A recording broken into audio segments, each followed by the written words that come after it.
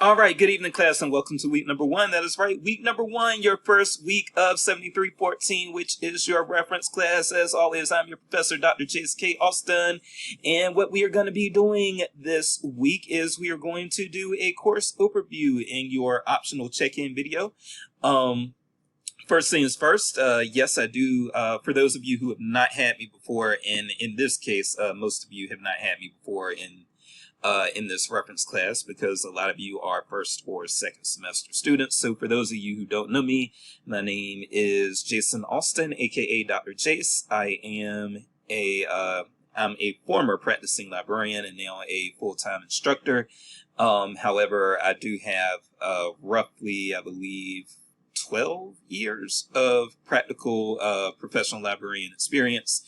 Mostly in academic libraries. However, I do have some public library experience as well. I worked as a public librarian for a year and a half. I'm originally from Soul City, North Carolina. That's a real place. You can look it up. I got my undergraduate degree from UNC Wilmington in Wilmington, North Carolina. I got my master's degree from North Carolina Central University, which is the only historically black college in the nation with an accredited library science program. Again, that's where I got my master's degree, North Carolina Central. And then I got my PhD in 2017 from the University of South Carolina in information and library science. So that's a little bit about me. Before I actually go into this course overview, one thing that I do want to note is I want to teach you all how to actually speed a video up. I speak very slowly. I'm from the rural South. As you probably already noticed, I speak very slowly. So I'm going to teach you how to speed the video up. And if you do elect, my check-in videos are optional unless otherwise stated. However, if you do decide that you are going to watch the check-in videos, and in the reference class, most of the check-in videos actually are me introducing the class to various databases, so that can be very helpful. But again, you're going to want to speed me up. So here's how you speed up a YouTube video. I'm going to show you how to do that now. All right, we're going to make me small here, and let's get in here. And okay, we have something of just somebody talking or moving or something. Okay. Some people are mild. Some people are severe. Sorry, we see everything. So the name of the game today is Empath, Codependent, or Covert Narcissist. Now, all right. So, as you can see, she's talking at a normal speed here. And what I want to do is, if I want to actually speed her up, then this is what I can do. Again, you see she's talking at a normal speed. What I can do is I can come here to settings. I can change playback speed, playback speed, and I recommend when you're listening to me to go to 1.5. Maybe they even believe that they are. So in this video, we're going to cover why that is, why these and as you can see, she's speaking a lot faster. And I'm going to start out by covering the surprising similarities between. Okay. So that's how you speed up a video. Again, you can go to settings and then go to playback speed. And for me, because I speak so slowly, you're probably going to want to go to 1.5. You can do 1.25 or 1.75 as well. So that is how you speed up a YouTube video. Hold on one moment. All right, and now let's get back into the class. Specifically, let's get into, we're going to do this class overview. So we're going to review the syllabus. I'm going to tell you about the assignments that you're going to be doing and a few other things. And then I'm just going to do a little housekeeping, tell you a little bit about myself, so forth and so on. And that's going to be your class overview. So hopefully after watching this overview, you are going to understand the syllabus a lot better. You should be ready for the syllabus quiz after you watch this overview video, and hopefully this will improve your performance within the class. I have noted, the people who actually do at least watch the course overview, and usually I try to do that as a synced session, but I wasn't able to do that this semester. But the people who do watch the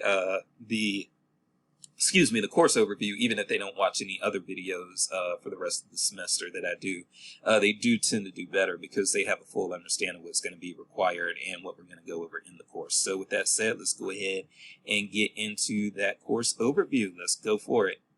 All right, so let's move me over here. So we're going to do this in your view, the student view. And so home, welcome to Reference. This is my faculty information here. Again, most people just call me Dr. Jace. I am housed within CISLT. If you need to reach me, it is actually best to either send me a message through Canvas or email me, and my email address is alstonj@missouri.edu. I do schedule office hours by appointment, and my office is on the campus of UMKC in Kansas City. So if you do want to meet me in person, email me and we'll get an appointment set up. Also, I do have a phone number, but email is the best way to reach me. However, my office phone is 816-235-1875. All right. So, and now that we've got that out of the way, let's first just take a quick look at the announcements that are in so far. So these check-in videos are going to appear in the announcements as well. Announcements are mandatory. You do have to read them. That became a little bit of an issue in my course last semester, where I had a student who didn't realize that the announcements were mandatory and missed a lot of information, and that affected the student's performance in the class. So what I am going to just come out and say is, yes, you do have to read the announcements. However, the announcements may have optional links and optional reading materials in them. While you have to read the announcements themselves, you do not have to access the optional content. So for instance, in this announcement that I sent last night, welcome to Reference. As you can see, I'm introducing myself. I'm Dr. Jace. I talk about the check-in videos. Most of the time I will record a check-in video and it will be uploaded into the course before or by Wednesday morning. Usually I record them on Monday or Tuesday. Reading announcements is mandatory, like I've been saying, even if the links in the announcements are not. And by the way, in this first announcement, what you do need to do, you need to go ahead and do your introduction prompt. The reason you need to do your introduction prompt is because I need to know where you are so that I can give you a partner for the virtual reference practice assignment. And I want you to have a partner in your time zone if at all possible. So I use the introduction discussion prompt in order to assign partners, so please get that done as soon as you can. The other announcement that we've got going, and I will have an update for this soon, is our guest speaker schedule so far. I have actually found a guest speaker for March 8th. I will be uploading that information into the course. However, we do have 3 sync sessions. Again, that is 3 sync sessions this semester. One on February the 8th, one on March the 8th, and one on April the 12th. All of these dates are Wednesdays, and these sync sessions will be from 7 to 8:30 p.m. However, we might end early. So 8:30 should be the latest that we're going to be in class, but we might end early. And again, this is Central Time. So if you are not in the Central Time Zone, I recommend that you know what time is 7 p.m. Central Time. I recommend you know what time that is in your time zone, because missing a sync session, not knowing when the sync session started in your time zone, is not an excuse. Now, we will have a repository librarian and a GovDocs librarian come in on March the 8th, so that's who we'll be talking to then. On February the 8th, we will have Lisa Kincaid. She is a youth services specialist with Wolfner Library, and she will discuss services to the differently abled. On April the 12th, Dustin Koopman, who is the head of security for the Mid-Continent Public Library System in the Metro Kansas City area, he will be telling us about de-escalation. He is a former law enforcement officer and does very good with these sorts of things. Okay, so that is our guest speaker schedule, and again, I will get this updated. I will get an updated announcement in with our March 8th speakers as soon as I can. All right, let's go ahead and look at this syllabus. And again, I hope you have sped me up because again, I talk slow and this is not a quick process. I do want to let you all know also that the check-in videos are not short. They can be as short as 10 minutes. However, 10 minutes unsped up. However, they can be sometimes as much as an hour or a little bit over an hour. I'm going to have 1 or 2 that are going to be a little bit over an hour during the semester. But again, speed them up. If you speed it up to 1.5, I guarantee that you'll still get all the pertinent information, but it will take only about 75% of the time that it would have taken otherwise. So again, we have sync sessions on March 8th, February 8th, and April the 12th from 7 to 8:30 p.m. Central Time. These are required. I have already talked about my contact information. Class description, by the way, is principles, developments, and trends in reference service organization, and print and online reference sources.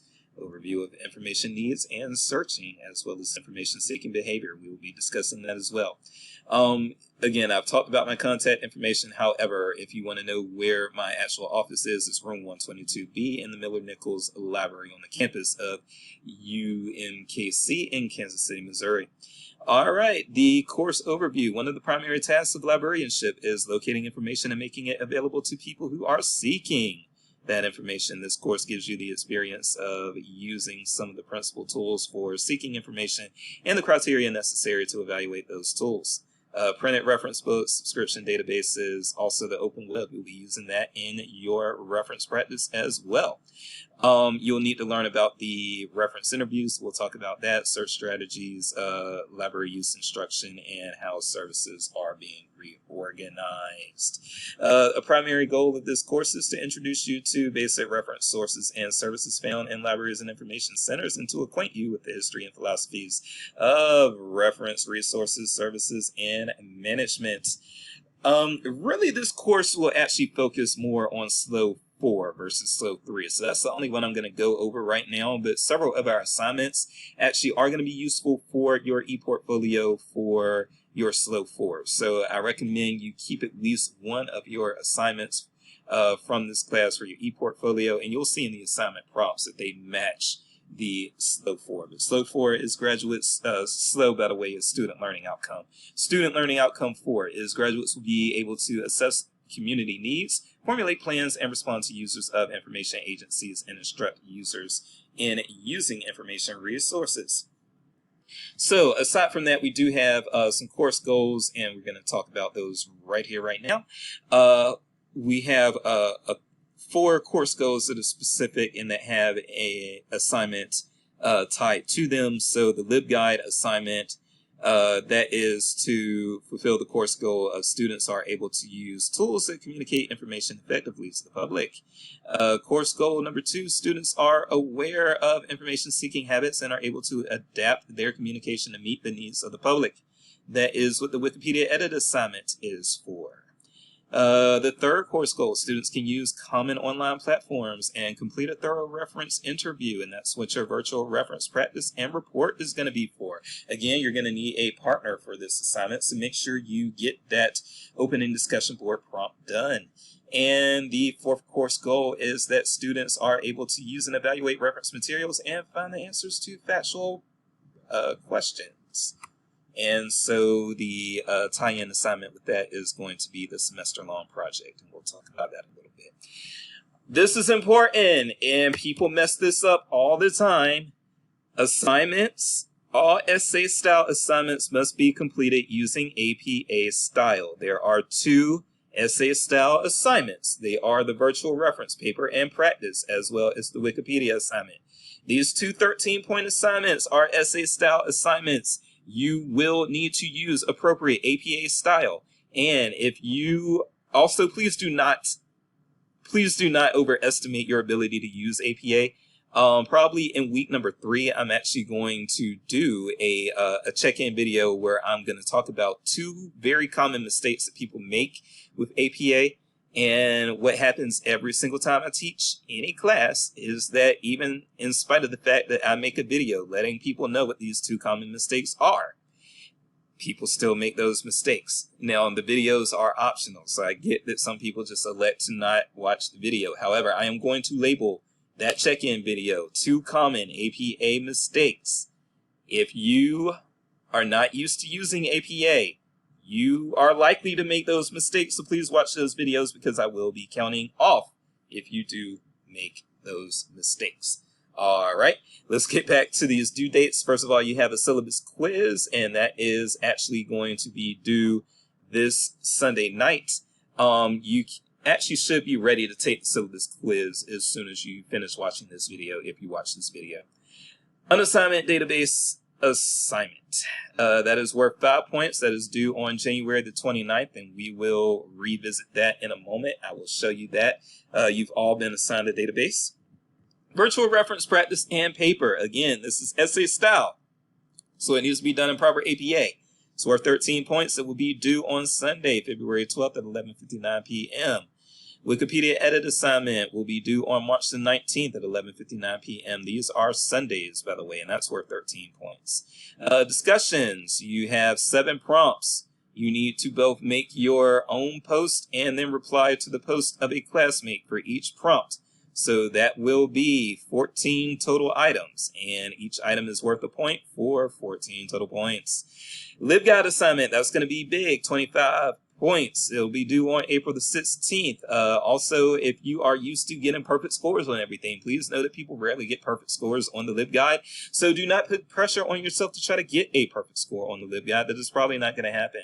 The semester-long project is available now and will be due on May the 8th. I recommend you get started on it very, very, very, very soon. You do not want to be just working on this the last 2 weeks of class because it might take you 40 hours to complete. Some people have told me it has taken them 40 hours. Really, it should take about 20, but different people learn and figure out these things at a different pace. So it may take you between 20 and 40 hours to complete, and I recommend you divide that over the course of the semester. Every sync session is worth 3 points. There are 3 sync sessions, so that is a total of 9 points, okay? So on February 8th, March 8th, and April 12th, make plans to be here because you will need to be here. All right, we are still using a textbook from 2018, the Reference and Information Services in the 21st Century and Introduction textbook, 4th edition. I recommend you do that 4th edition. If you do the 3rd edition, well, it's up to you. The 3rd edition, of course, is cheaper. If you think you can make it through the course with that 3rd edition, do what you do. All right, additional readings will be listed in the modules and on the syllabus. And you should be able to find those either on the open web or through the Missouri Library. If you have any trouble accessing these additional readings, please email me or message me. austinj@missouri.edu, any place, anytime, any town, and I will get back to you within 72 hours.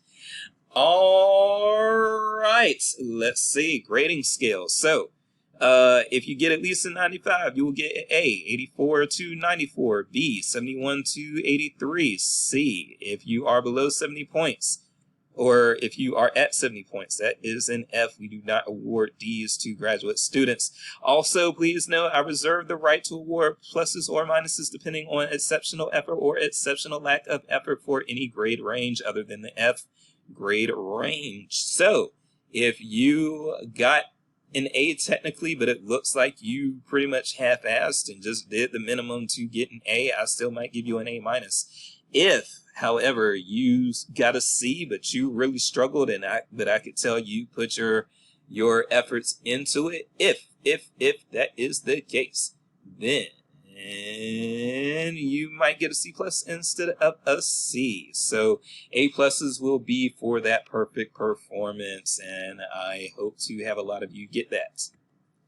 Now, missing sync sessions is going to affect those letter grades as well. So if you miss a sync session, you will not be able to get A plus. If you miss 2 sync sessions, then you will probably actually end up with the minus in your letter grade range. So please do not miss those sync sessions, okay? All right, weekly routine. Now, I am not a stickler to this. However, I do have to have it in writing so that I can hold students to it. However, I am not a stickler for this. For one thing, I want you all to know that as long as you are able to get your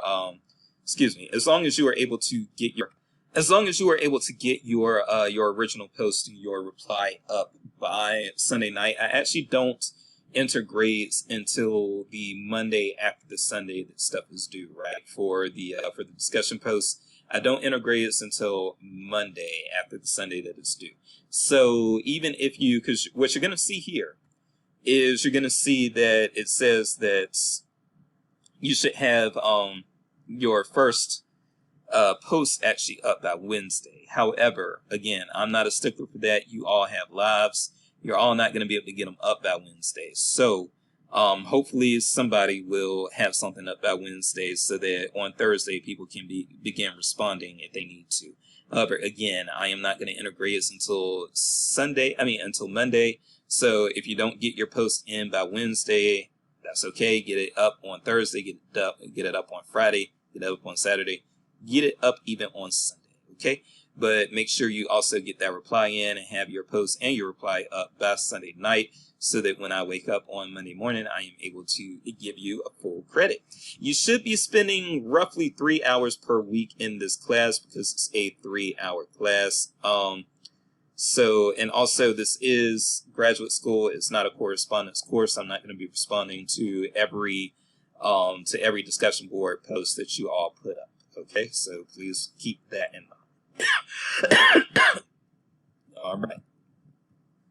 Again, please allow me 48 to 72 hours to respond to your messages. I will usually get back to you earlier than that. However, that is the target time. If you have not heard from me within 72 hours, please email me again or message me again. It could mean that I accidentally deleted your message. It could mean that I didn't get it. It could be a whole bunch of things. So if you have not heard from me in 72 hours, go ahead and message me again. Late work policy is another thing that I'm not necessarily a stickler for. So I do have something in writing here so that I can technically hold my students to whatever's in writing. However, I do want to let you all know, I do want to let you all know that I am human. So even though I do have this late work policy in place and I do go by it, I do also want to say that I am human and I do understand life. So if you have some things come up that, now, of course, university policy gives you grievance time anyway for close relatives. So parents, grandparents, children, brothers and sisters, if you have any deaths of those natures, you are entitled to grievance time anyway. However, I will also say that, it doesn't have to be those major things. Even if you are stressed because, your cat died, your pet died, your friend died, whatever, and you need another day or two to just kind of clear your mind, just email me. I am human. I get it. And then also other issues, medical issues. If you got a medical issue, please email me. I will make accommodations for you if your medical issue is affecting your ability to turn your work in on time. I will give you an extension even if you have something good happen.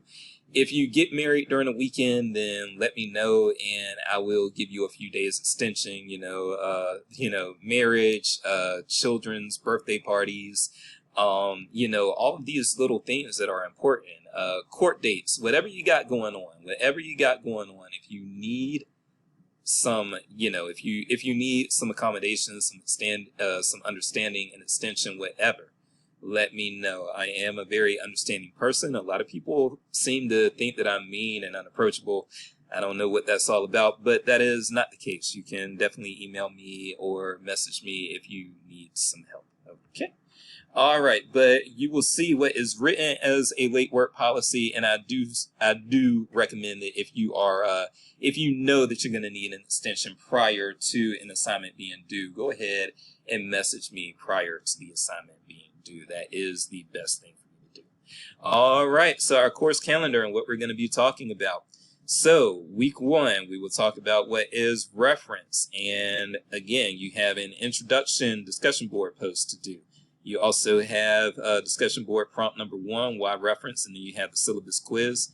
Get those things done, but that is what we do in this first week, which you're on now, which is what is reference. Week number 2, theories of information seeking and needs part 1. This is actually a 2-part unit. It goes through weeks 2 and 3. So actually your discussion board number 2 will not be done until after week 3. And you'll see that as you go into that discussion board prompt. It requires you to pay attention to it both weeks. So week number 2 and 3, again, are information seeking behavior theory. Week number 4, communicating as a reference professional. You have to do the reference interview. You have to understand the reference interview. That's kind of how that works. You have to understand what your patrons are going through and be an emotional empath in those sorts of ways. Week number 5, online and virtual reference. You will have that virtual reference assignment. that kind of goes along with what we'll be covering in week number 5. But online and virtual reference is here to stay. It's becoming more and more popular, especially now after the pandemic. So you need to be ready to deliver in that area. Week number 6, reference materials and information literacy. So we will talk about information literacy, and some of the things that we go over in this module will be stuff that if you become an instruction librarian will be useful to you there. Week number 7, we will be talking about reference services to children and young adults, adolescents. Week number 8, we will talk about Wikipedia and the internet, and so this will lay the groundwork for your Wikipedia edit assignment, which will be due in March. Wikipedia is another thing that's very important, and as we get to that module, I will tell you a little bit about why Wikipedia holds such a place in a class like this. Week number 9 will be search techniques, because we're going to be doing more than just Mr. Google in here. Week number 10, reference materials. Number 1, we have those ready reference bibliographies, encyclopedias. Week number 11, we will have a second reference materials module, and that will include talking about databases, indexes, geographies, and biographies, and dictionaries. And we've got 4 chapters out of the book for you to read that week. Week number 12, we will talk about health law and business materials. Week 13, we will talk about government information. And week number 14, we will talk about STEM, which is science, technology, engineering, and medicine, I believe. And then number 15, week number 15, managing and planning for our future.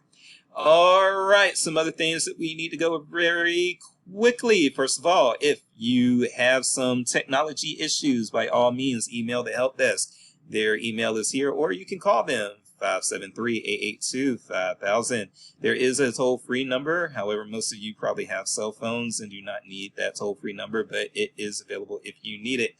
Decreasing risk of COVID-19. Since we are a fully online class, I am going to skip all of that.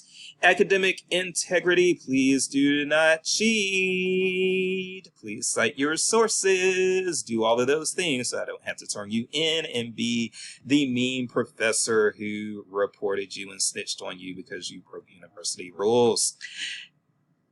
Academic inquiry, course discussion, and privacy. So, you may not take audio or visual recordings of course activity unless I say otherwise, and also do not screenshot and share your classmates' statements out of this class. Do not do that. If you have an issue with something that a classmate said, direct that issue to me.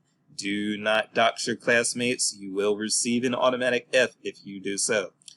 FERPA. Everybody has FERPA protections, and this protects your privacy. So I cannot tell people what you got on an assignment or anything like that. Intellectual pluralism. The university community welcomes intellectual diversity and respects student rights. Students who have questions or concerns regarding the atmosphere in this class may contact the departmental chair, who is Cindy Dudenhofer. Or you can contact the Office of Academic Integrity or the MU Equity Office. Mental health. Please do not suffer in silence. If you have mental things going on, I treat those the same way that I treat physical issues. And in fact, I have been diagnosed myself with adult attention deficit as well as severe depression. And I have also been diagnosed with generalized anxiety disorder. So I understand that these things happen. And so if you need counseling or you need to talk to somebody, please, please, please contact the counseling center, even if they cannot provide you with counseling services. And one reason for that might be that you are not in the state of Missouri. They still may have resources for you. So please, please, please contact them if you need something. Netiquette. Please know that things sometimes on the internet do not appear the way that they intended, or the way that you intended for them to appear. And I am somebody who is not funny, but who tries to be funny, and so this happens to me a lot as well. Just know that sometimes attempts at humor might be misunderstood. We do have to weigh how things and be conscious of how things are received in addition to how we intended them. Religious holidays and accommodations. Yes, if you need an accommodation for a religious holiday, then by all means contact me. I will be accommodating in those situations as well. Non-discrimination policy. Yes, I cannot discriminate against you. You cannot discriminate against your classmates. All of this. So I cannot retaliate against anyone. I cannot do nasty things to anybody. Know all of these things. If you feel that I or another professor or another university personnel member or student even has discriminated against you, then please contact Title IX, 573-882-3880, and they will help you. All right, students with disabilities, I will need you to let the Disability Center know that you have some disability, and they will work with you to create an accommodation plan that I will then have to abide by in order to provide you with a experience that you can actually prosper in. So that is our syllabus rundown. Now, let's look very quickly at our assignments. Hopefully we can get this done within about 9 minutes, and maybe we can end this video around 45 minutes. All right. So upcoming assignments. First of all, your syllabus quiz. You should be ready for that now, actually, because we just went down the syllabus. And the syllabus quiz, by the way, is quote unquote open book. You are more than welcome to have a tab open and do the syllabus quiz while looking at the syllabus in a different tab. That is perfectly fine. I don't care. All right, the database discussion, the database unassignment. So what you will do is, this is peer learning, y'all. So when I say this is peer learning, what's going on here is the reason you do this assignment is so that you can teach your classmates about your database. So what you're going to do is you are going to you're going to have a format here. So below you found the format. And all you really have to do is replace the information, like all of this information is stuff that I did for cables. And all you have to do is replace the cables information with the information pertinent to your database. And fill all these fields, the database description, 3 unique features, cables. You'll do your own the target audience for your database, and then sample questions and of note. And your database assignments are all listed here. Now, if you would like to do a different database, if you would like to trade with one of your classmates, then contact me and I'll see if your classmate is willing to trade. If you want to do a database that is not listed here, and all of these are databases that you can access through Mizzou. However, I know some of you probably want to do, especially if you're focused more on public libraries, you probably want to do a public library database. So if you want to do a public library database, or you want to switch to a different database, email me and I may or may not allow you to. As long as nobody else is doing your database and it is legitimately a database, I will probably let you switch if you want to. But once all of these are compiled, you're going to enter these as replies to this discussion board prompt. And once they are all there, I'm going to remind you that they're all there. And what I'm going to recommend is that all of you take a look at all of the things that your classmates have done. And that is a quick and easy way for you to learn about all of your, well, not all of your databases, but a quick way to learn about some of your more popular databases. All right, let's see, assignments. The next assignment that I want to go over real quick is going to be the virtual reference practice paper, which is due on February the 12th. The unassignment, by the way, is due on January the 29th. So you've got your prompt here. And again, you have to do that introductory discussion board prompt because that's how I'm going to assign you a partner. You will need a partner for this assignment, but what you're basically going to do is you are going to you're going to do practice virtual reference interactions, and then after you do those, you are going to write reflections, and these things here tell you what those reflections should be about. All right, moving on to the Wikipedia edit assignment.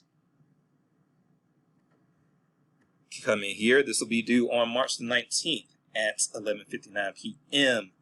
All right. And the details are that basically you are going to edit a Wikipedia page. You can create your own Wikipedia page if you want. Every now and then I do have a student that says, I want to create one. If you want to create one, then it's fine. You do not have to abide by it has to be a scholarly page thing. Just edit something that is of interest to you. Okay. And if you're not sure whether or not I will allow you to edit a page, just email me and ask, or message me and ask, and I will let you know. After you do your edits, you will do a reflection paper. You will describe your edit, and then you will do your reflection paper, and you will turn that into me there.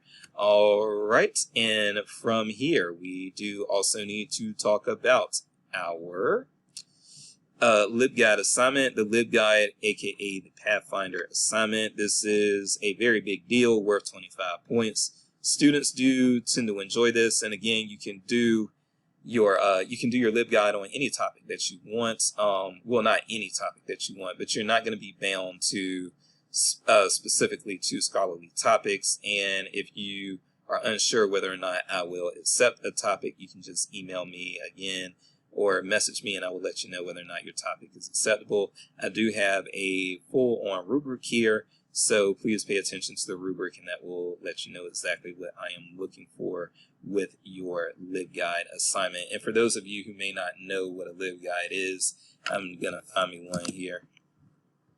All right, so primary source LibGuide. Yeah, so, and I'm just going to show you this example of a LibGuide very quickly. So this is a LibGuide. You're going to be creating one of these. However, there are different ways to create them. There are different features, and we're going to talk about all of that stuff as we get closer to time. But this is a LibGuide right here, and you all are going to learn how to make these. So yippee. And then finally, we will also have our semester-long project, which you can go ahead and start on the semester-long project now. However, I am going to tell you something really quickly. First of all, yes, the semester-long project, it does, students have told me it takes between 20 and 40 hours to complete. So please know that. Please be working on it throughout the semester. You can download it by clicking this link here and just save it and keep working. Keep doing your progress. It is due on May the 8th. But I recommend that you get started on it long before April so that you're not stressing yourself out. All right. And so one other thing that I want to tell you, especially as it relates to the semester-long project, is that remember I said there were 7 discussion prompts. So the first 5 discussion prompts go up through February. So January and February, you'll be tackling these first 5 discussion prompts. As you can see here, the discussion prompt number 5 is due on February 26th. Now, as you can see here, even though discussion board prompt number 5 is due on February 26th, number 6 isn't due until April the 3rd, and number 7 isn't due until April the 28th. So you don't even have a discussion board prompt due in March. There is a reason for that. March is typically when students have read enough and are acquainted enough with the material in class to where they can usually get started on their semester-long project. So the reason why you don't have, the reason why you only, after February, you only have 2 discussion board prompts is so that gives you time to actually start getting to really start getting into that semester-long project and getting that done. So I would recommend in March, the time that you had been spending on, your, discussion boards, I recommend that you go ahead and shift that time to your semester-long project in March if you do not get started on your semester-long project sooner, which you actually might. Okay, so I want you all to be aware of that, and then I also want you all to be aware that we do have a Free for All forum here, and the Free for All forum is something that you can just kind of have fun with. It's kind of like the water cooler. You can talk about the Super Bowl, you can talk about March Madness, whatever the case may be. But you can use this to just kind of interact with each other on friendly terms, okay? So with that said, yes, I do think I'll be able to keep this at 45 minutes, so I'm glad for that. And again, I hope you sped it up. But what I'm going to say, in addition to what I have said already, is just a few things about me. So I did tell you all where I'm from, where I got my education and everything. A few other things that I do want to just let you all know. First of all, I am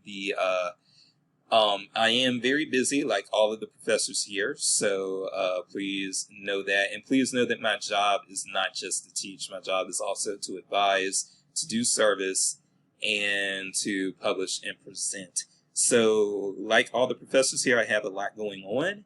And so there may be times where, especially if I'm trying to meet a publication deadline, I might be a little slower in responses. Please be patient with me for that. I will make sure that you get the information that you need in enough time. Okay, I will make sure of that. Also, one thing that I've just kind of had to start talking about since I moved here to the Midwest is I do want to just talk about bias really quickly. So I had really good teaching evaluations when I was in South Carolina. And South Carolina is where I got my PhD. And I lived in South Carolina for 7 years. The South, even the rural South, and you can, if you don't believe me, you can look this up. The South is a lot more diverse racially, the rural South especially, than the Midwest is. And so this has created some problems. Again, my teaching evaluations were really good when I was in the South. When I moved to the Midwest, they took a big hit, and people were saying things like, he's abrasive, he's aggressive, he's defensive. There were a lot of weasel words, I'm going to say. And I keep it real. And so I'm going to say what I think all of that came down to was people being uncomfortable that I'm Black. I'm just going to keep it real that way. I used to have the lowest evaluations among full-time faculty in CISL. I used to be, I still am the only Black professor in CISL. I don't think that is a coincidence. We do have Joy Moore, who teaches 1 or 2 classes, but I would say she's above CISL at this point. She's been promoted out of CISL. So having said that, yes, please know that because I'm Southern and because I am Black, I might be culturally different from what you are used to. I know that you don't even have to tell me. Even though students do tell me this, you don't even have to tell me because I already know. I'm going to be the first Black professor that some of you have ever had, or the first Black teacher that some of you have ever had. I realize this. If you are going to work in a profession that is trying to diversify, one thing that you're going to need to learn how to do is communicate with, take orders from, be subordinate to, be collaborative with people who look different from you, people who speak different from you, people who believe different from you. Diversity is a big deal in libraries right now, a very big deal. And we have, I'll again keep it real and say that people that I've encountered in the Midwest seem to have a struggle with that. They don't seem to be readily accommodating to people who look or act different. There's kind of there's a Midwestern culture and a Midwestern nice, I've been told. And people just kind of expect you to be a certain way in the Midwest, and people from the North and people from the West Coast and people from the South are just generally not that way. So, adapt to people being different. If this is your first time having a Black teacher, it's okay. Again, I know that's the case for a few of you. It's all right. We're going to get through this, but just know that, yes, I might communicate a little differently, and the way I communicate might come across in a certain way to you all. But just adjust. That's the thing. And I've had to do plenty of adjusting because Midwesterners are nothing like Southerners, and I grew up in the South, and I find the Midwestern culture to be very, very different, but I've had to adjust, and I expect my students to meet me halfway. If I've got to adjust, I want you all to adjust too. And so, and you can do it. You can do it. I'll just leave it at that. All right, so that is it for me, and we are at 45 minutes. I am Dr. Jace, and we are going to finish this race. I will see you next week with some interlibrary loan information.